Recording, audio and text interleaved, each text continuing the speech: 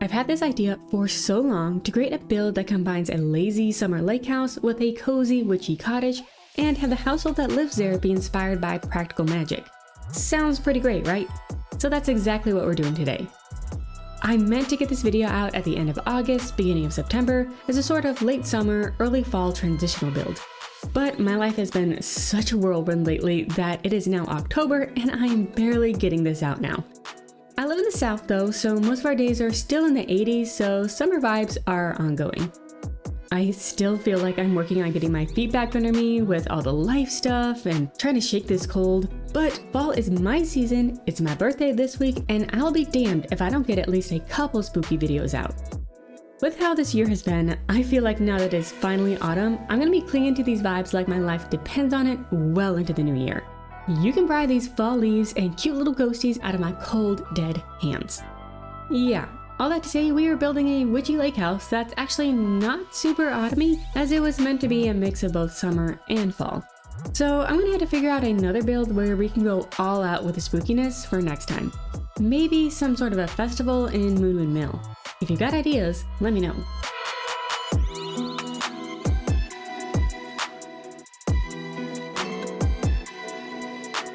Okay, so how about I actually talk about the build now?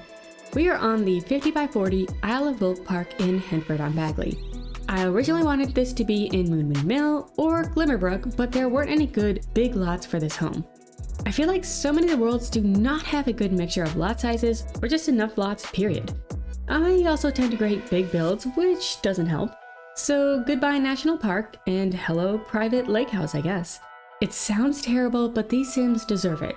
I'll give you the rundown of their household later. You will love them, I promise.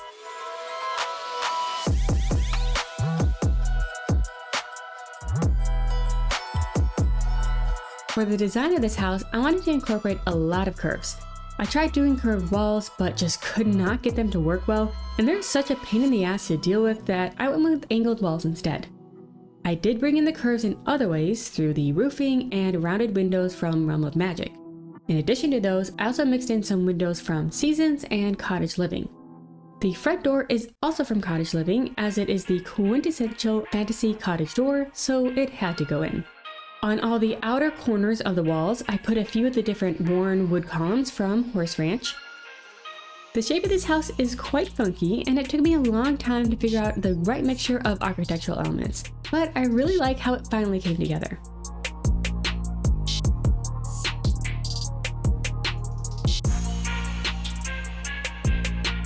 In the back, I put in this big wrapping porch that looks out over the lake and lined it with some log cabiny fencing. Over top of it, I added in a bunch of lattice work with that short border fencing. This curving deck overlooking the water was the whole inspiration for this build after I saw similar inspo images on Pinterest. I swear I built up and demolished the shell of this house so many times before I finally got to this shape for it. Then once I got the outside done, trying to figure out the floor plan was a whole nother challenge that I will not make you sit through either.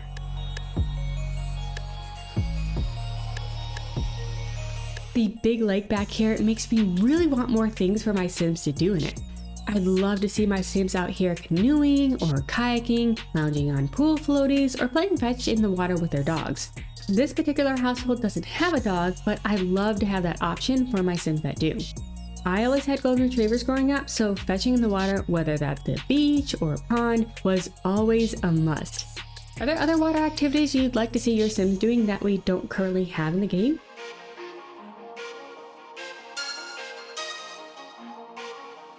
I used a few different sidings for this build. For the majority of it, I used a bunch of the wood slatting and cabin logs from Horse Ranch, as well as the cobblestones from that pack. The teal cedar shake siding at the roof peaks is from Get Famous, I think.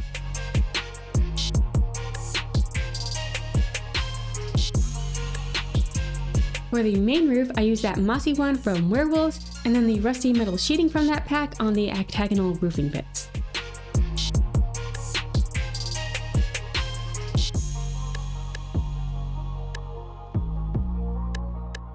Alright, let me give you a rundown of the Sims who live here. For this household, I took inspiration mostly from Practical Magic and a little bit from Sabrina. Basically, a couple witchy aunts taking in their niece after a bad situation. So this cottage belongs to Nadia Covington and Angie Burr. They're ex-lovers turned platonic life partners. They're the powerful, kind, lesbian witch aunties everyone wants to have. Plus, they have a magical lake house in the woods. So ladies, please adopt me. I'm a pretty good cook and baker, and I'll help out in the garden. I don't even need my own room. Just let me roll out a sleeping bag in front of the fireplace and I'll be content, I swear. Anyway, they've been living alone here with their cat Barnaby for years. That is until they took in Nadia's niece Rivia after she left a bad relationship with her new baby Ezra. Rivia was in a tumultuous relationship with a vampire, which, if you know the lore between Sims spellcasters and vampires, has a whole bunch of baggage attached to it.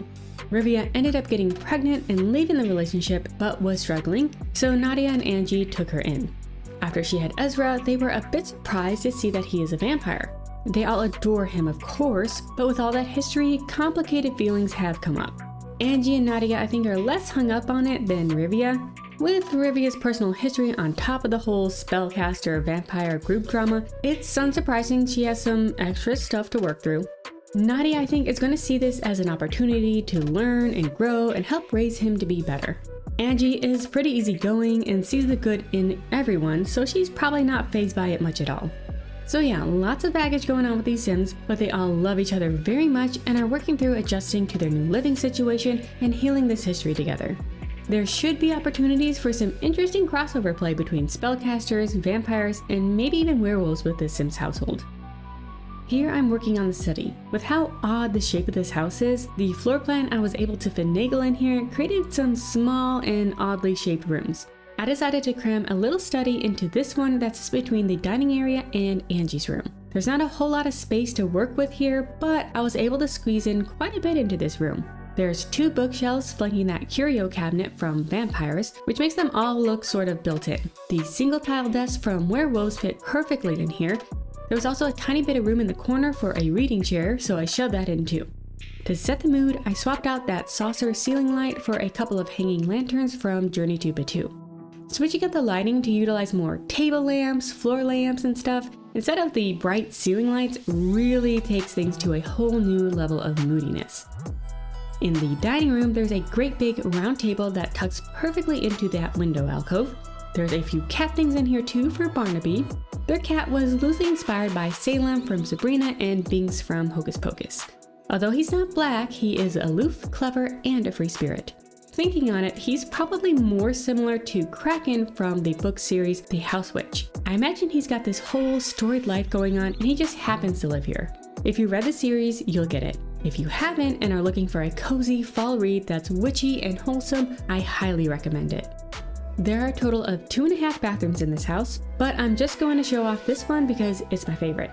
I wanted the bathtub to feel really relaxing, so I surrounded it with that collection of plants from Snowy Escape and hung up some twinkle lights on the windows. That werewolves rug makes an appearance again here to tie in all the teal and maroon colors we've got going on. I ended up using that rug a ton throughout this build. It just has so many good color combos, and the fact that it's quite worn down really fits in with this old cottage. This bathroom has an awkward shape because of where I had to put the stairs, but I took advantage of that window alcove to make the bath a real feature, and I quite like having the toilet in its own separate room. In the living room, I put in that stone rug from Journey to Batu underneath the fireplace. I ended up swapping out that crystal fireplace for the cottage living one. That Realm of Magic fireplace was cool, but it just looked too fancy for a lake cottage to me. I was loving this orange couch from university, so I based all the living room decor on it. How many other times am I going to get to use this swatch of this couch? I had to fit in that witchy display cabinet somewhere, so I crammed it into the corner in here.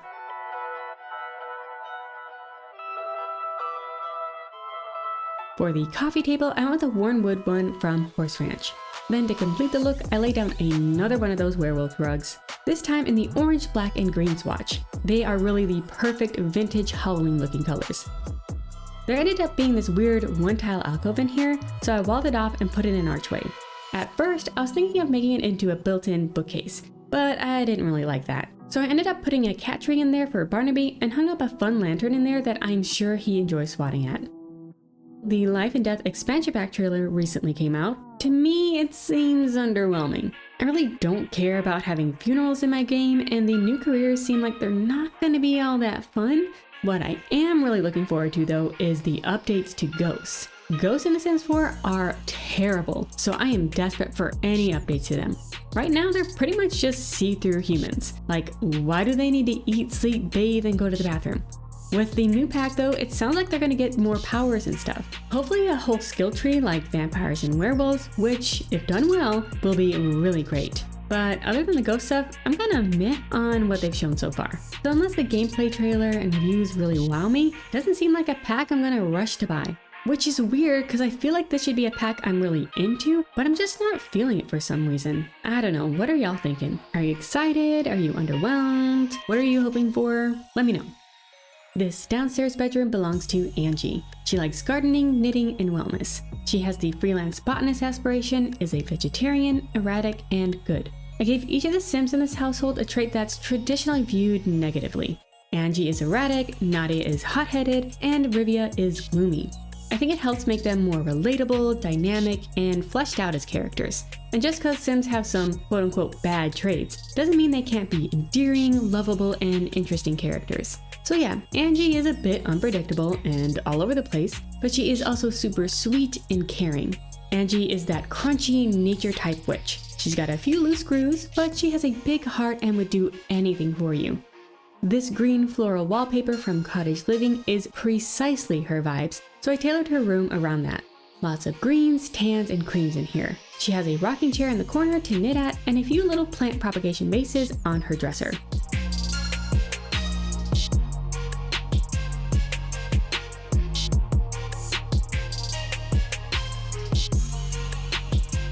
The first room we're working on upstairs belongs to Nadia. She's Rivia's aunt and Angie's ex-lover / platonic life partner. Nadia has the purveyor of potions aspiration, is hot-headed, vegetarian, and a bookworm. She likes cross-stitching, cooking, and wellness. She's a bit more cerebral and standoffish than Angie, but if you're one of the few in her inner circle, she is a kind-hearted and fierce friend that you'll want on your side. For her style and personality, I was lightly inspired by Aunt Zelda from Sabrina, and maybe a little bit by Nesta from the Akatar series. She's definitely the type who'd come pick you up in the middle of the night from a bad situation, then help you bury the body and cover up the murder of your terrible ex. I'm not saying that's what happened with Rivia, but if it was, Nadia's hands would be dirty and she would not bat an eye at it. This tiny night sky themed room belongs to Rivia. I imagine this was some sort of study or something before she moved in with Ezra, and her aunts had to try to carve out room for them. She gave her son the slightly larger room so he'd have space to play and grow. She doesn't mind the tight quarters though, and actually kind of likes it this way. Rivia has the curator aspiration, is a bookworm, loves the outdoors, and is gloomy. She likes baking, writing, and knitting. With her chronic depression, recently coming out of a not great relationship, and being a young single parent, she's got a lot of things to work through right now. Thankfully, she and her son are in a safe, loving home with a pair of kick-ass magical aunties looking after them. I think she really looks up to each of them, Nadia for her strength and wisdom, Angie for her openness and warmth. With time, she and Ezra are really going to flourish here, though there's definitely going to be some drama along the way between the spellcasters and vampires. I also can see Rivia getting romantically involved with a werewolf, so they'll be sure to stoke the flames of drama too. This is Ezra's nursery. He's a cautious infant and a vampire. He's just a baby and hasn't really had much experience with his father, which may be for the better, but he's got 3 strong female role models to look up to, so his outlook is pretty good. I do foresee the vampire side of his lineage coming into his life more as he grows up and causing some conflict, so who knows how that'll all shake out. I had to include that big bat Blarfy in his nursery. His witch side of the family has some beef with the vampires, but they don't hold that against him and don't want to deny that part of him either. Once I put that bat in, I decided to darken some of the other colors to match. That cute raccoon basket matched well with the color of the bat and tied into the sort of dark forest theme I was going for in here.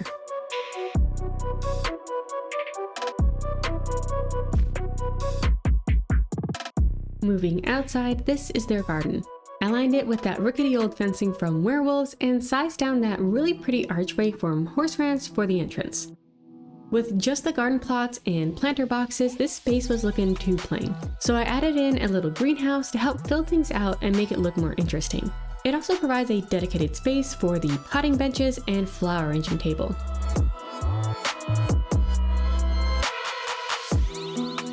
The glass roof bit on the side will be for seed starting and overwintering plants.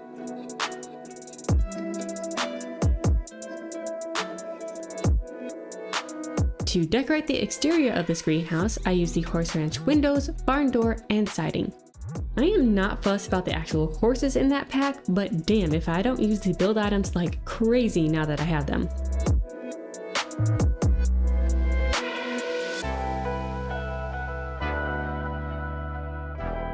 To finish it off, I put in a thatched straw roof because what's a witchy cottage without one? I didn't like it for the main house, but it is so cute on this old stone greenhouse. Besides all the space for plants, I also put in bee and grub boxes as well as a chicken coop. So we've got a whole garden ecosystem going on here. Patchy is also living here because we absolutely cannot have a fall garden without him. I bet he and Angie are besties. The main feature of the other side yard is the cauldron. There was absolutely no more room for it inside, so I made an extra special place for it out here. Plus, these are some nature-ass witches, so I'm sure doing all their potion making and spellcasting in the fresh air under the moon is more attuned with their whole deal. To make this potion area feel more special, I created a circle platform for the cauldron and sunk it into the ground. Then I surrounded the whole thing in those vine-covered arbors that came in get together, I think. Within the circle, I put down another one of those stone rugs from Batu over top the cobblestones from Vampires. This was looking good, but still not quite enough. So to mark the front and back entrances, I put in a pair of the flower branch lanterns from Outdoor Retreat. Then as the final touch, I sized up and hung the tattered black curtains from Spooky Stuff.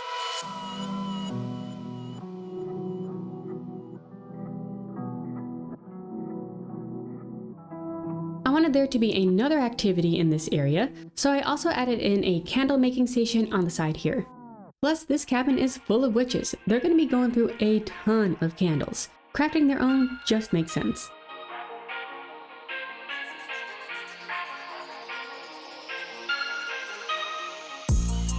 Moving on to the landscaping, this is meant to be a lake cabin set deep in the woods, so I put in a bunch of trees around the lot. I use the same pine trees and weeping willows that you see in the surrounding environment, but the other trees were just too brightly colored for what I was going for with this cabin. Instead, I mixed in some different debug trees with less vibrant foliage. So although some of the landscaping ties into the surrounding world, it doesn't match exactly, but I'm fine with that. And unless we eventually get the ability to customize the worlds themselves, I guess I have to be okay with my lots being a bit mismatched from the world surrounding them. Otherwise, I'd be restricted to just building with the limited types of environments they give us. I am definitely ready for some new worlds that are completely different from all the others that we have, and that do not reuse the same handful of trees and plants as other worlds, just in different backdrops and lighting. If not that, then please let us edit worlds or create our own. Now that would be the ultimate dream.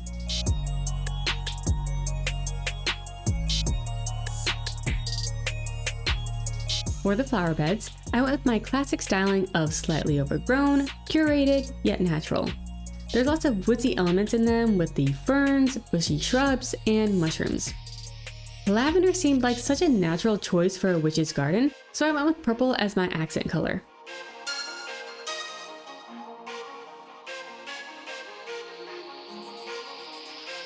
Next to the mailbox, I put in one of those rabbit stumps. I'm sure Angie is coming out here regularly, feeding them all sorts of veggie scrap snacks from the kitchen and garden. There's also one of those wild bird trees out back, so there are plenty of little critters to make friends with out here.